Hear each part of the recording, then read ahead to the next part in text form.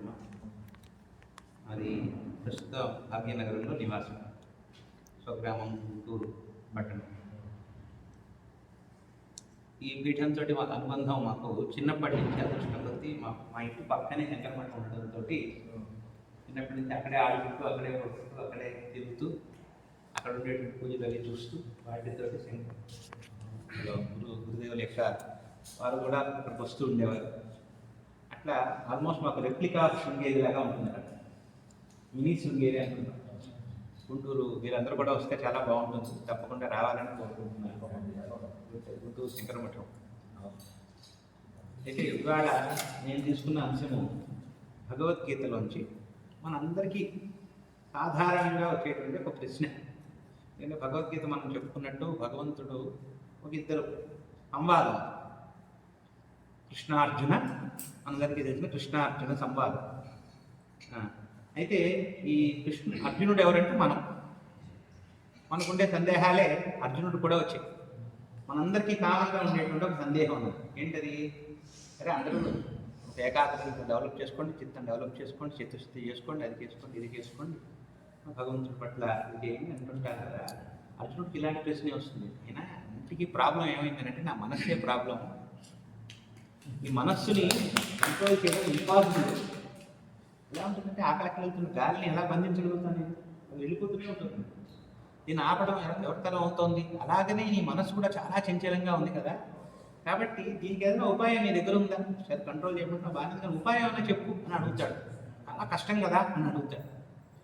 అప్పుడు కృష్ణ పరమాత్మ మనందరి తరఫున ఒక సమాధానం చెప్తారు మనందరికీ. ఏంటంటే అసంశయో మహాబాహో, అసంశయం మహాబాహో, మహాబాహువా. ఎలాంటి వాడికి క్వశ్చన్ వచ్చింది? మహాబాహు టైం అంటే అంత బలవంతుడికే నేను కంట్రోల్ చేయలేను అంటున్నాడు. బలవంతుడు ఎలాగ అన్ని కంట్రోల్ చేయగలుగుతారు? అలాంటి బలవంతుడు కంట్రోల్ చేయలేని ప్రశ్న వేశాడని చెప్పి దాన్ని యాక్సెప్ట్ చేశాడు స్వామి. ఇది కూడా మనందరికీ తెలుసుకోవాలి. మన దగ్గర సందేహం అడిగినప్పుడు మొట్టమొదటి వాళ్ళని ఖండించకూడదు, వాళ్ళని యాక్సెప్ట్ చేయాలి. ఈ ఒక్క సైకలాజికల్ లెసన్ కూడా మనకు స్వామి ఈ విధంగా చెప్తున్నారు అనిపిస్తుంది. అసంశయో మహాబాహో మనో దుర్నిర్గ్రహించడం అంటే మనస్సుని కంట్రోల్ చేయడం నిజంగానే చాలా కష్టమయ్యా. అయితే అభ్యాసేనతు కౌంతేయ, అభ్యాసం చేయి. రెండు టెక్నిక్స్ చెప్పారు. అభ్యాసేనతు కౌంతేయ వైరాగ్యేన చ గృహ్యతే అంటే రెండు మార్గాలు చెప్పారు, రెండు పదాలు చెప్పేశారు. ఏంటి ఆ పదాలు? అభ్యాసము, వైరాగ్యం. ఇది మనం ఈ గీతా ప్రశ్న పుస్తకం తీసుకుని చదివామనుకోండి, ఇంతవరకు అర్థం తెలుస్తుంది మనకి. అందుకని మనం శంకర్ వారి భాష్యం చదవాలి. ఎందుకంటే ఆ పదాలకి ఇంకా పూర్తి దాని మీనింగ్, దాని ఎలాబరేషన్ మనకు తెలియకపోతే ఈ పదాలు రెండు మనకి పూర్తిగా అర్థం కావు. ఇక్కడ శంకర భగవత్పాదులు వారు దీనికి చాలా చక్కని విశ్లేషణ చేశారు. అభ్యాసము ఈ టెక్నిక్ నాట్ ఓన్లీ ఫర్ మనస్సుని కంట్రోల్ చేయడానికే కాదు, అన్నిటికీ మనం దీన్ని అప్లై చేయొచ్చు. ఎందుకంటే ఇదే టెక్నిక్ అన్నిటికీ. సో మొట్టమొదటి దానికి వైరాగ్యానికి చెప్తూ స్వామివారు రాసినటువంటి ఒక అద్భుతమైనటువంటి విశ్లేషణ ప్రణలో వాడినటువంటి ఒక పదం ఏంటంటే, ఆ వైరాగ్యాన్ని అందరూ ఏమంటారంటే వైరాగ్యం అంటే అన్నీ వదిలేయడం, అడవులు పట్టిపోవడం, ఇట్లా కదా అనుకుంటారు. వైరాగ్యానికి స్వామివారు ఏం చెప్పారంటే దోష దర్శనము. వైరాగ్యం ఎలా డెవలప్ అవుతుంది అబ్బాయి అంటే దోష దర్శనం డెవలప్ చేసుకోదు. దోష దర్శనం అంటే ఏంటి? ఏదైనా వస్తువులో ఒక దోషం ఉందా లేదా అని చూడటం మొదలుపెట్టు. నీకు ఏ కోరిక కలిగినా అవసరమైతే దాని గురించి ఆలోచించాల్సిన పని లేదు. ఇప్పుడు ఆహారం అవసరం, దాని గురించి ఆలోచించాల్సిన పని లేదు. ఒక కోరిక కలిగింది, అప్పుడు ఆ కోరిక గురించి నువ్వు దోష దర్శనం చేయడానికి ప్రారంభం చేయి.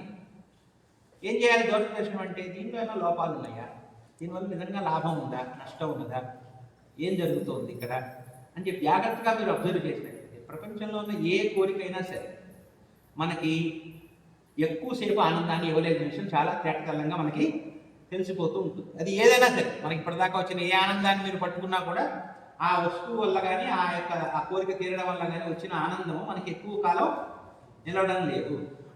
ఆ కోరిక తీరడానికి కూడా చాలా కష్టపడాల్సి వచ్చింది. ఆ ప్రాసెస్ కూడా మనం అందరం బాధలే పడ్డాము.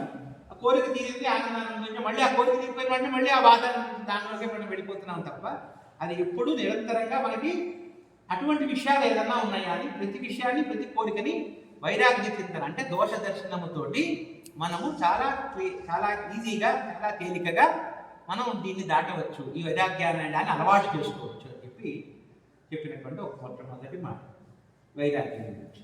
అలాగే రెండో పదం చెప్పారు, రెండో టెక్నిక్ చెప్పారు కదా అభ్యాసము అని చెప్పి. అభ్యాసానికి సదృశ ప్రత్యయ ప్రవాహ అని చెప్పి శంకరుల వారు భాష్యంలో రాశారు. సదృశ ప్రత్యయ ప్రవాహ ఇంకా ఎలా పెట్టినా కూడా చెప్పారు. అంటే అభ్యాసో నామ చిత్తభూమో కాస్యాంచిత్ సమాన ప్రత్యయ ఆవృత్తి అన్నారు. దీని చిన్న చిన్న పదాలు గురించి చెప్తాను. అభ్యాసో అంటే అభ్యాసం అంటే ప్రాక్టీస్ చేయండి. అభ్యాసో నామ అంటే ఒక ప్రాక్టీస్ చేస్తాం. ఏం చేయాలి? చిత్తభూము అంటే చిత్తము అంటే మనస్సు అనేటువంటి భూమి పైన నువ్వు కస్యాంచిత్ అంటే ఏదో ఒకటే దాన్ని నువ్వు పట్టుకో. మనస్సుని చిత్తముని అంటే చిత్తం అంటే మనస్సుని భూమితో పోల్చారు ఇక్కడ శంకరుల వారు. ఎందుకు పోల్చారో తెలుసా? నెలగా భూమిలో మనం ఏ విత్తనం వేస్తే ఆ విత్తనం చెట్టే వస్తుంది కదా.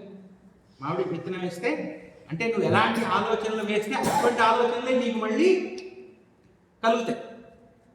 మనస్సుని భూమి అనమాట, భూమి లాంటిది మనస్సు.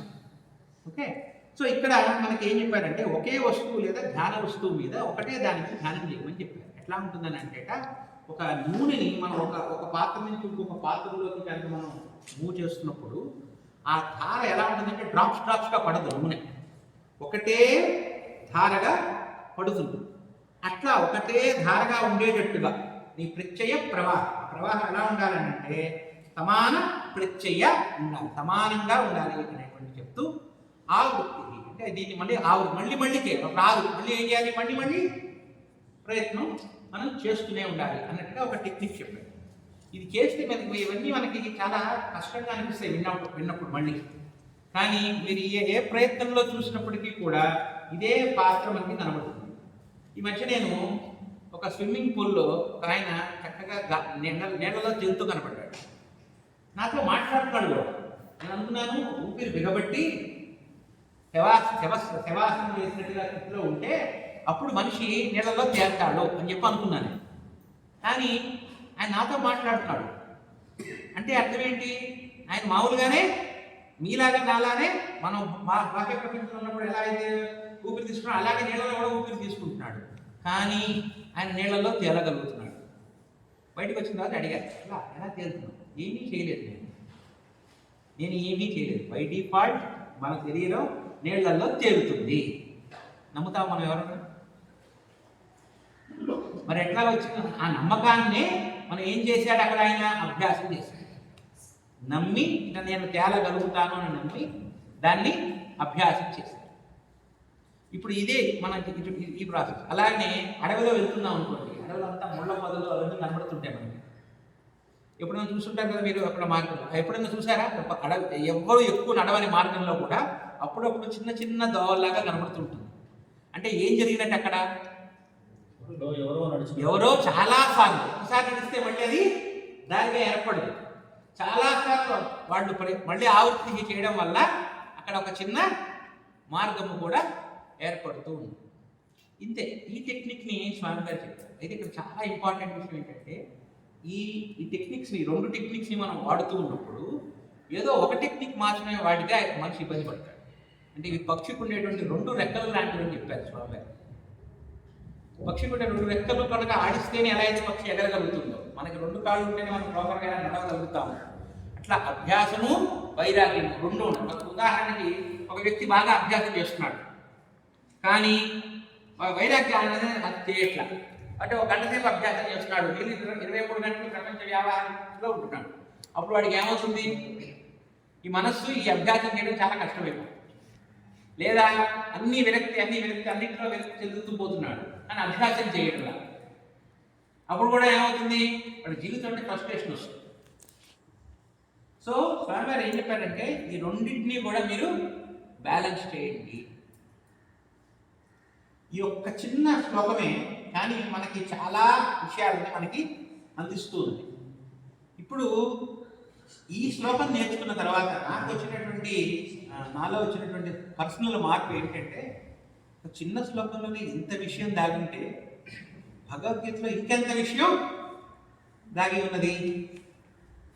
ఈ ఉత్సాహాన్ని మనకి అందించడానికే మనం కేవలం శ్లోకముని బట్టి లేదా శ్లోక తాత్పర్యాన్ని మాత్రమే పైన తెలుసుకోవడం వల్ల మనకి దాని యొక్క పవర్ మనకి సరైన విధంగా అందడల్లా.